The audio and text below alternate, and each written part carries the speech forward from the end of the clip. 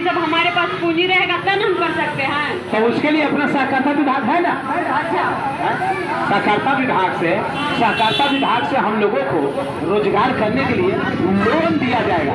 Loan मिलेगा? हाँ, loan दिया जाएगा। सहकारिता विभाग से? हाँ, कोऑपरेटिव बैंक के द्वारा हम लोगों को लोन दिया जाएगा, समझिए ना।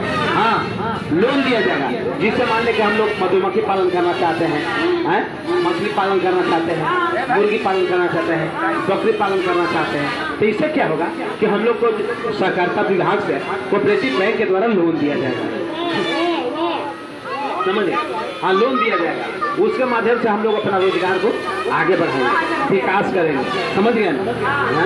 और है कि जैसे हम किसान भाई क्या करते हैं कि जैसे मान लीजिए कि हम लोग खेती करते हैं, तो हम लोग खेती करते हैं तो रासायनिक खाद का प्रयोग करते हैं, रासायनिक खाद का प्रयोग करते हैं, रासायनिक खाद का प्रयोग करते हैं ना।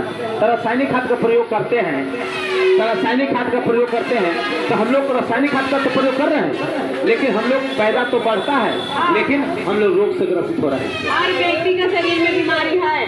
हाँ, हाँ, हम लोग बूढ़ा को समझाओ, सब बड़ी बात जाना। तो ये बाबा, ये जो है जैसे हम लोग खेती बाड़ी करते हैं तो हम लोग रासायनिक खाद का प्रयोग करते हैं, तो जैसे आप लोग जैसे बाबा दादा सब खेती करते थे जैविक खेती, अपने के जमाना में वही खेती अब फिर से करना पड़ेगा, जैविक खेती।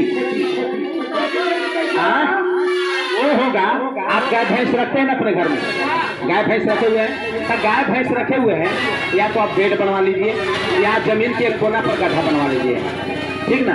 गड्ढा बनवा करके और उसमें क्या है कि जो गाय भैंस का जो गोबर होता है, खेर पुआर होता है, फुटी फूटा होता है, जो सड़ा गला वाल होती है, उसको उसी गड्ढा में डाल दीजिए, ठीक ना।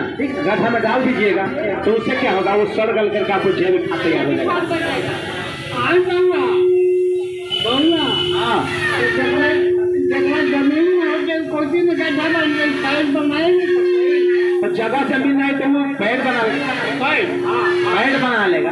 पेड़ बना के आप मान लेंगे खेती बाड़ी नहीं करते हैं, गाय भैंस रखते हैं, तो उस गोबर को आप जैविक खाद तैयार कीजिए, वो आपको खरीदने वाला आपको 10 को मिल जाएगा, समझिए ना। आपको बीज भंडार वाला समिति से जो पैक्स वाला है वो भी आपको खरीदेगा, जो खेती बाड़ी करते हैं वो आपको पैसा भी बिक जाएगा। दूसरा किसान भाई खरीद के ले जाएंगे तो हम लोग तो पैसा कमा भी। हाँ, यदि आप जैविक उसको खाद तैयार कीजिएगा तो आपको लोग उसको खरीदेंगे, समझ गए ना।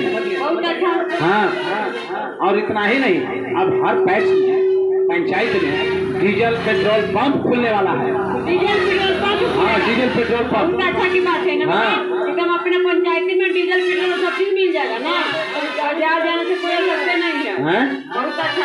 हाँ, समझ में आ गया ना। तो इसलिए हम लोगों को पहले पैक्स से जुड़ना बहुत जरूरी है, समझिए। हाँ, पैक्स से पहले जुड़ना बहुत जरूरी है। आप लोग भी सुन लीजिए, जो सहकारिता विभाग की ओर से जो योजनाएं आई हैं उसके बारे में पहले पता कर, पहले तो है कि पैक्स से आप लोग जुड़िए, पैक्स से जुड़ जाइएगा, तब इसका जो लाभ है वो आपको मिलेगा।